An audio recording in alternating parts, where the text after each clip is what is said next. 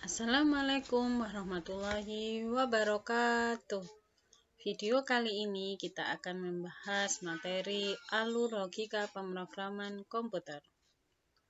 Kompetensi dasar yang kita pelajari adalah KD 3.1 menerapkan alur logika pemrograman komputer dan KD 4.1 membuat alur logika pemrograman komputer. Kita mengenal istilah program, pemrograman, dan programmer. Kita akan bahas satu persatu apa itu program, pemrograman, dan programmer. Yang pertama adalah program. Program adalah kumpulan perintah atau instruksi. Di sini saya menunjukkan beberapa contoh sebuah program. Kita lihat di sini, ini adalah salah satu bentuk contoh bahasa program atau sebuah program. Jadi, kita akan membuat langkah-langkah atau step by step untuk menyusun sebuah program. Yang kedua, ini adalah bahasa pemrograman, yaitu bahasa JavaScript. Di sini juga dilihatkan step by step-nya dalam menyusun program. Yang terakhir itu adalah bagaimana cara penyajian mie instan. Jadi ada langkah-langkah dalam penyusunannya. Yang kedua, pemrograman. Pemrograman adalah proses membuat program.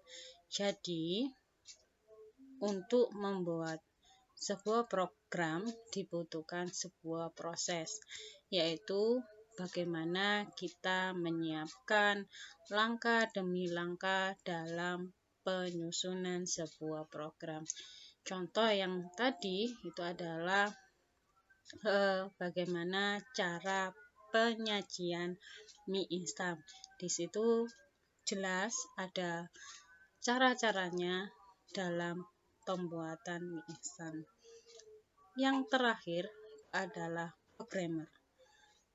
Programmer adalah orang yang membuat program. Jadi, diri kita atau orang lain yang membuat sebuah program dikatakan sebagai programmer. Pemrograman memiliki langkah-langkah yang logis atau masuk akal. Langkah-langkah atau alur logika pemrograman tersusun secara sistematik sehingga disebut juga sebagai algoritma. Apa sih algoritma? Algoritma adalah langkah-langkah logis dan sistematis dalam penyelesaian suatu masalah. Contoh alur logika pemrograman atau biasa disebut sebagai algoritma. Yang pertama adalah algoritma membuat kopi. Jadi kita susun terlebih dulu. Langkah pertama adalah menyiapkan bahannya, misal kopi, air panas, gula, gelas, dan sendok. Langkah kedua adalah proses pembuatan kopi. Jadi kita ambil gelasnya, menuangkan kopi, gula, kemudian air panas, dan diaduk. Yang ketiga adalah menampilkan hasil dari membuat kopi. Itu adalah alur logika pemrograman atau algoritma membuat kopi. Yang kedua adalah algoritma menukar isi dari dua gelas yang berbeda isinya. Jadi kita harus membuat langkah-langkahnya untuk menukar isi dari dua gelas yang berbeda. Jadi langkah pertamanya apa, kedua apa, dan ketiganya apa, dan seterusnya. Seperti itu. Jadi algoritma adalah susunan dari beberapa langkah-langkah yang kita buat. Penyajian alur logika pemrograman komputer. Cara penyajian alur logika pemrograman komputer. adalah ada 3 macam.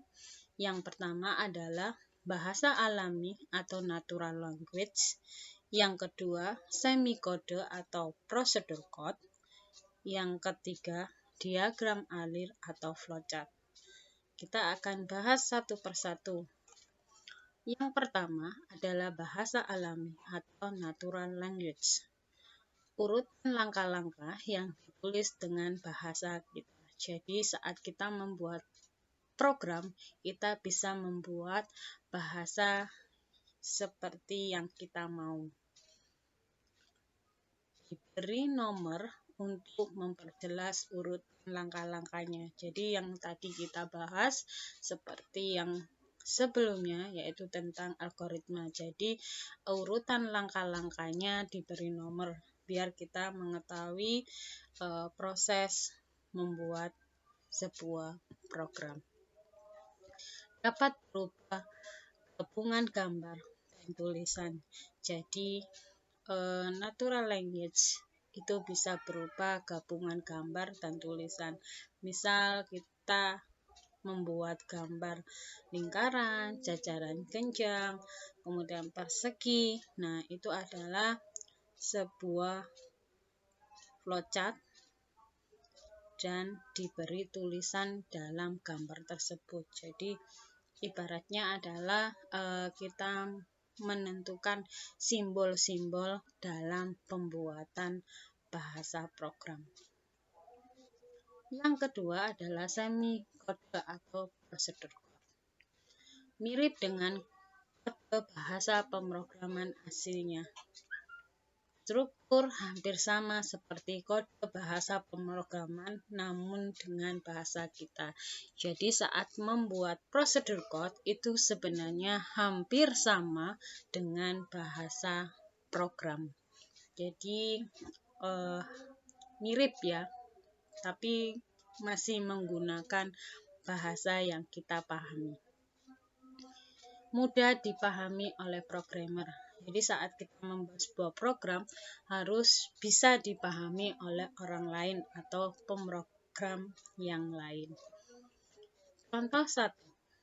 Algoritma menentukan nilai N tuntas atau belum tuntas dengan ketentuan nilai tuntas jika di atas 70. Jadi kita akan membuat langkah-langkah program penentuan nilai tuntas atau belum tuntas.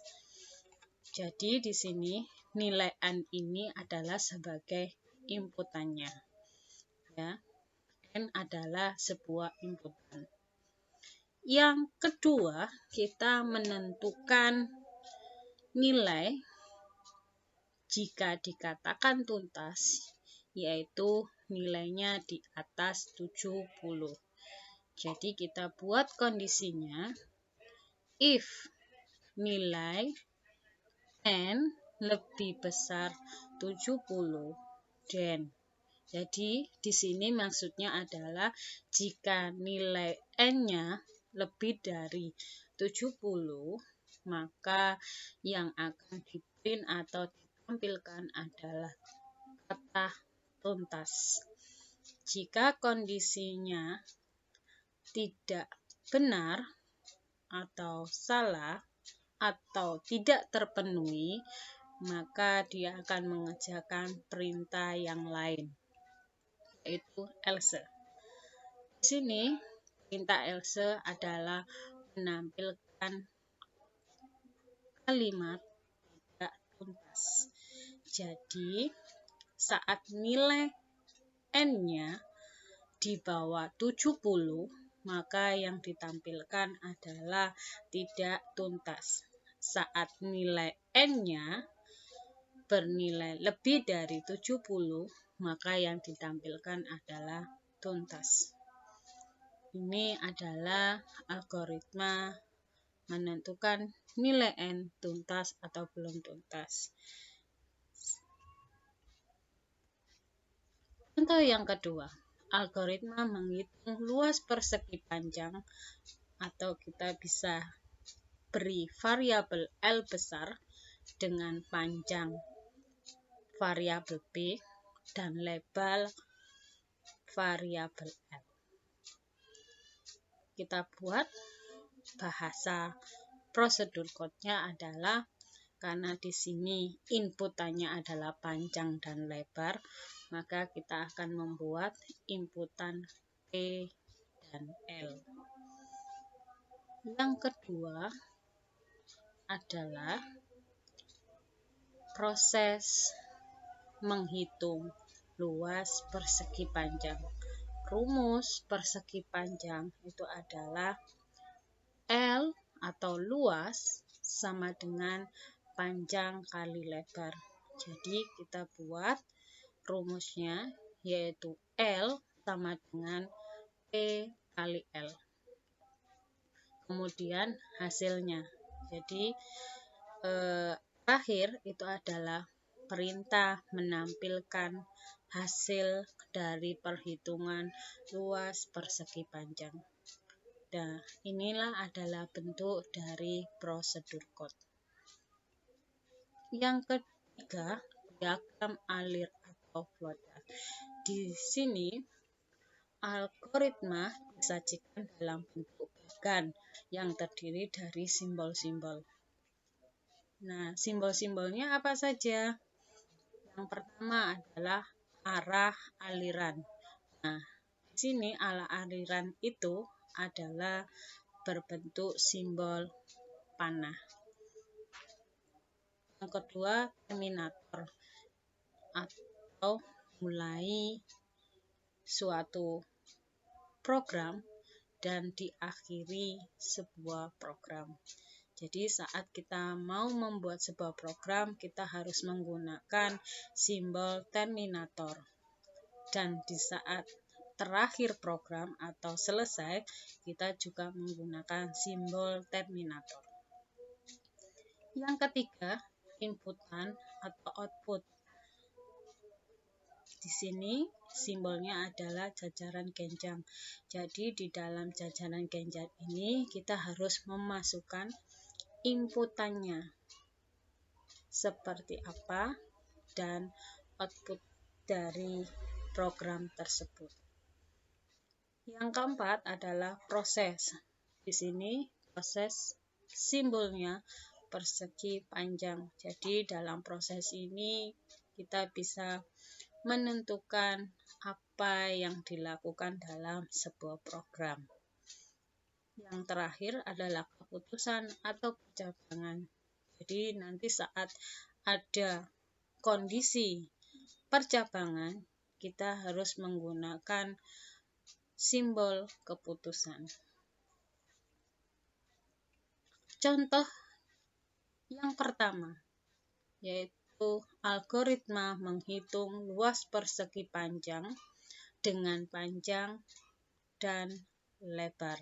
Jadi kita akan membuat flowchart-nya untuk menghitung luas persegi panjang. Yang pertama, kita harus menyiapkan atau membuat simbol mulai atau terminator.